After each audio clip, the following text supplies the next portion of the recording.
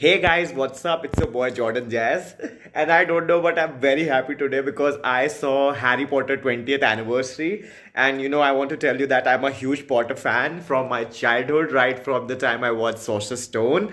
I was like in love with Harry Potter and I've followed this journey of Harry Potter series, till my school life when I was in class 10th, Deathly Hallows Part 2 came. So the journey which started from UKG when I was in UKG or in prep. I saw Sorcerer's Stone, and when I was in class 10th, I saw Deathly Hallows Part 2. And throughout the year, I have followed this series, and I've really admired. And I have a lot of memories attached with these movies. I've watched these movies on a repeated basis, and I've loved all Harry Potter movies, specifically Prisoner of Azkaban, Chamber of Secrets, and Order of the Phoenix is my favorite. And even Half-Blood Prince was also, very different and unique from the look and the feel. So I've been a huge Potter fan. So let's discuss what was basically in this documentary, or like a coming together, or like a reunion. A lot of cast from the original movie have joined back, in this one. If I would like to go through the cast, let's do you want me to go through the cast? So I want to tell you like who all people came. Like had Daniel Radcliffe came, Rupert Grint came, Emma Watson came, Robbie Coltrane playing Hagrid, he came. Matthew Lewis playing Neville Longbottom, he came back. And Bonnie Wright playing Ginny Weasley, she came. Evanna Lynch playing Luna Lovegood, she came. And Ralph Fiennes playing Voldemort, he came. And Tom Felton playing Draco Malfoy. Then there was Alfred Enoch, he played Dean Thomas. And then there are twin brothers, James and Oliver Phelps playing Fred and George. They came for the reunion. Then Mark Williams came, he's playing Mr. Weasley. And Helena Bonham Carter playing Bellatrix Lestrange, she came, along with Gary Oldman playing Sirius Black, and Jason Isaac playing Mr. Malfoy, and Toby Jones playing Dobby. So this was the cast, that came back for this reunion. And I want to tell you that it was a very awesome reunion, and it was itself divided into 4 chapters. The first, in the starting episode, in the starting, it is actually a 1 hour 42 minutes, long documentary type of long documentary type of a movie, a 2 hour 1 hour 42-minute movie. So the first chapter was The Boy Who Lived, and that covers the incidents of Philosopher's Stone and Chamber of Secrets. And we had our favorite director, Mr. Christopher Columbus, and he came to interact with Daniel Radcliffe and the cast. And so first of all, they discuss the obsession with the books in the media. Like the books were really famous, and then in the news it was declared that the books were getting adapted to the movies. So they were searching for the cast, and it was very difficult to find the cast. And they found Daniel Radcliffe because the director has seen David Copperfield. So I have also seen that David Copperfield movie where Daniel Radcliffe is playing the younger version of David Copperfield. So from there they found it, and then they found the whole cast. And and from if we, the director talks about that the first movie was a very challenging, and he was dying, he was dying every day, and every day was very taxing because he has to deal with kids. He is a director who had made a lot of kid movies, Mrs. Doubtfire being one of them with Mr. Robin Williams. And so it was very challenging, but at the same time he used to make all the children feel comfortable, and the director wanted that the whole cast and the crew should feel like a family. And they talked about that the kids at that point of time were not aware of the British Royal Academy actors, because the movie had so much cream from the British Royal Academy. So the kids were not aware, but still they were like acting and having fun with all those actors. And they were also discussing but that the fact that the director was very patient with the kids, and Robbie Coltrane was very awesome, playing Hagrid. I think Hagrid is really fun, and all the kids want to have a hug or give a hug to Hagrid. And they discuss about a lot of scene. Like Hagrid has a really good time with the cast, especially the gang, the Harry, Hermione, and Ron. And they talk about the mudblood scene. Like in the mudblood scene, Emma Watson, he made Emma Watson feel really comfortable, and give her some words of wisdom. Like she did really good in that. And then they talk about the Chamber of Secrets, and they discussed about the Weasley family, the warmth of the Weasley family.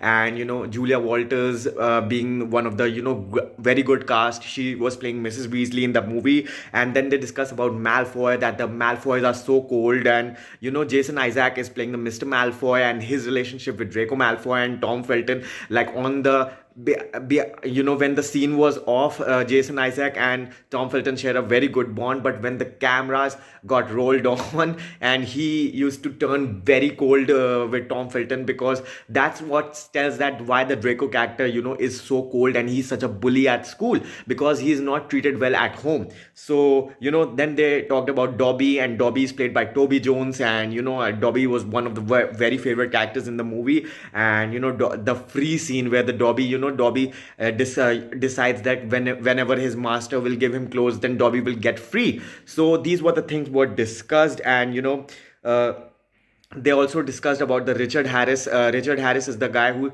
played Dumbledore in the first two movies. The Phoenix bird. The bird was created, through robotic style, but Richard Harris was not aware that it is a robotic bird, and he thought that it was a more of a well trained animal bird. Then they talk about the second chapter is about coming of ages. Coming of ages is more about focused on Prisoner of Azkaban and Goblet of Fire. So first they talk about the Prisoner of Azkaban, and director Alfonso Cuarón was there, and he was very awesome. Alfonso Cuarón, I think he was chosen to make this movie because he's a Spanish director, and before this movie he had directed the movie called Why to Mama Tambien, which was really critically acclaimed at a lot of places. So I guess he was hired to make this movie. And Prisoner of Azkaban has been misunderstood because a lot of think that Prisoner of Azkaban is actually one of the worst movies, but I really personally believe that Prisoner of Azkaban is really one of the really awesome movies of the series. And with the timing, the time wrap thing, and of course the look and the feel of the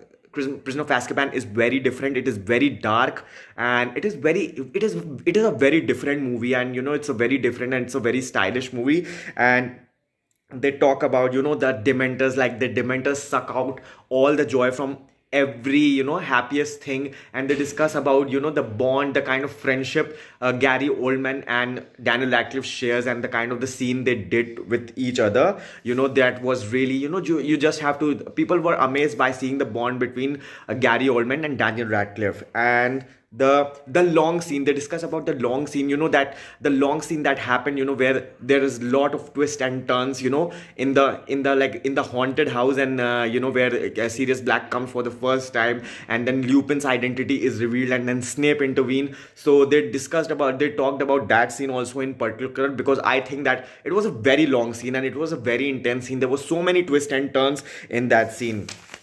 And then in that next thing was discussed was a grand new era, where they discussed about Goblet of Fire. And the Goblet of Fire is directed by Mike Newell. And so Mike Newell is a very energetic, theatrical, very awesome director. He's full with energy, and he's full with lot of enthusiasm he brings to the table. And he's very active, and he fights with it. And he fights, or he enrages his actors. He pumps them. There was a scene, I'm talking about fighting because there's a scene, in when the Goblet of Fire rejects Fred and George, and they come with all old beards. So in that scene, Fred or George accidentally, the Mike Newell jumps into the scene to show them that you have to really fight, but they by mistake breaks the director's ribs. So but still overall, to see that director directing a movie, and like making everybody feel comfortable and awesome in their own space was just so awesome to see that. And they also talk about that the Goblet of Fire is a very hot and sexy movie because there was such an awesome cast, or a cool cast. There was Durmstrang doing their thing. There was Bob Ottix, or Bob Batten, sorry, please excuse my pronunciation, I still did not get this word, the Fleur Delacour's college, and the Victor Crumb college. And I think Goblet of Fire is a very energetic movie. And they talk about the Goblet of Fire is very thick book.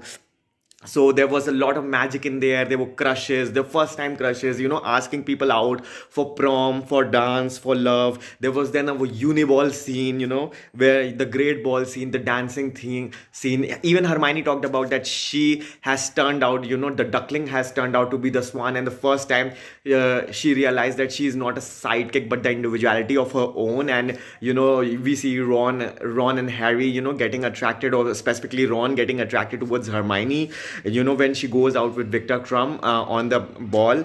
And Emma, they also shown that Emma and Tom Felton had a really good bond. It was not like a romantic bond, but still they do care for each other and they do love each other as a friend. So this was also very awesome to see on their part. And then they talk about the ending, the climax of the movie, where when they hold the cup and the whole universe shift and they go to Voldemort, and they go to Voldemort's palace, and then they discover the Voldemort has come back again, and how Ralph Fiennes was convinced by other people or his relative to play this part of Voldemort. And when after that scene Cedric Diggory is taken back, Harry takes him back, Jota, with the help of that cup portkey.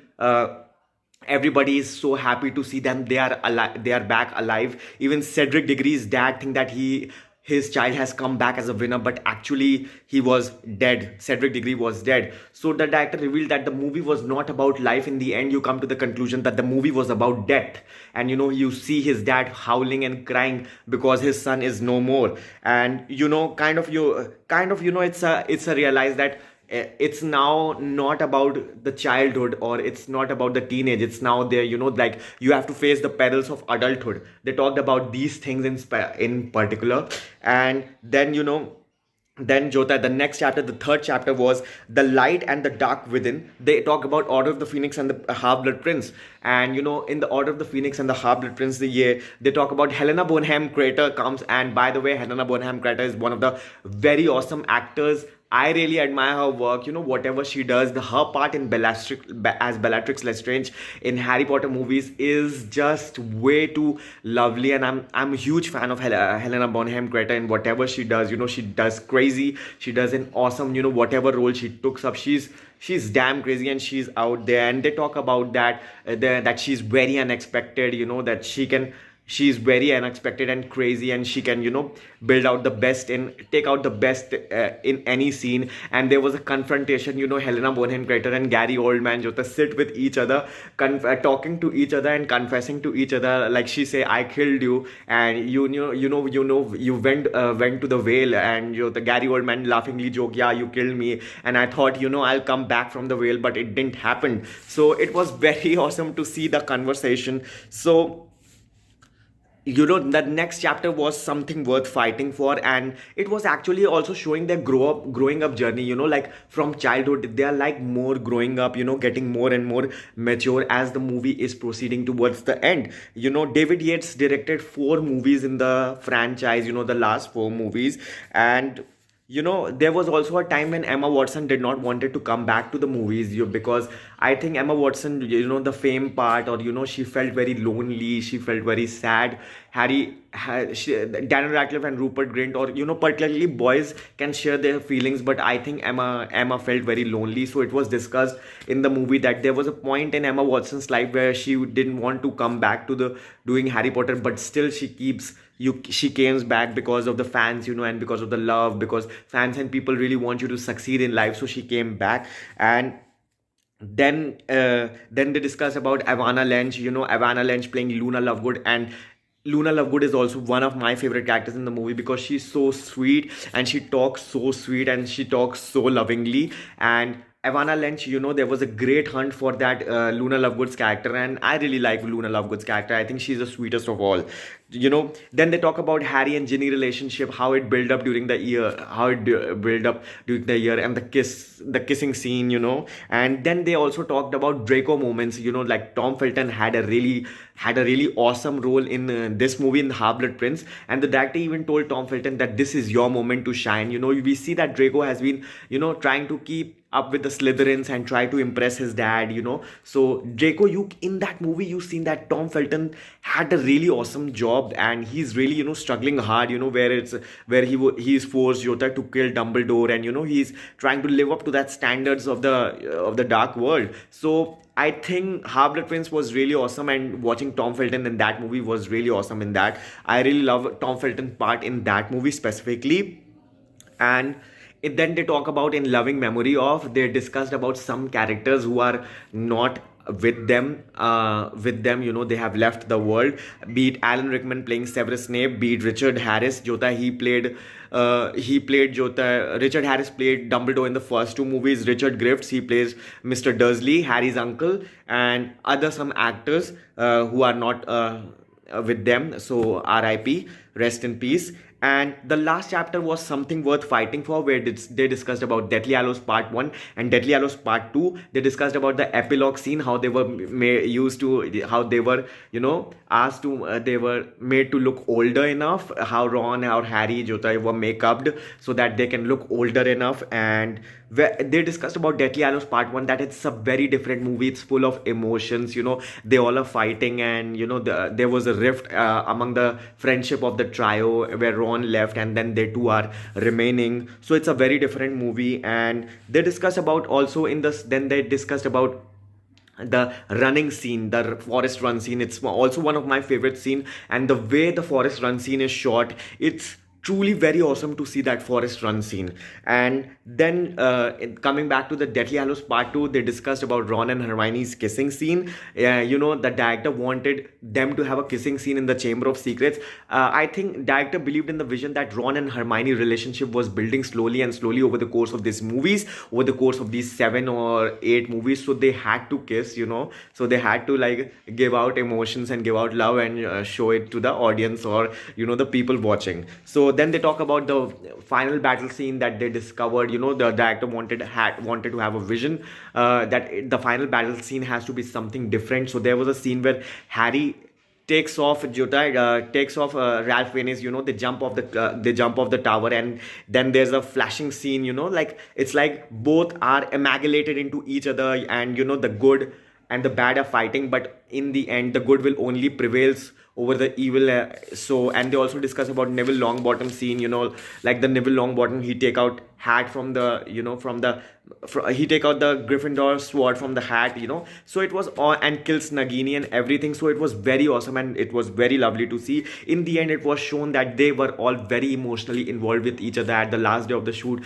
people were crying, people, you know, were emotionally very involved, because they have given 10 years of their life to this movie, to the Harry Potter. And even the people out there in the world, they always feel connected to the Harry Potter. You know how people, you know, like parents and kids, they love going out for Harry Potter movies, or they watch Harry Potter movies together and they read books. So a lot of emotions is involved with this media franchise. So this was all discussed in the Harry Potter 20th anniversary, and I had a really blast and very nostalgic moments watching this series, watching this movie. I can guarantee that you would love it too, guys. Thank you, guys. Take care. Lots of love. Please subscribe to my channel and support me by showing love, by subscribing, or, you know, getting my channel subscribed by other people. Till then, meet you in the next video. Lots of love.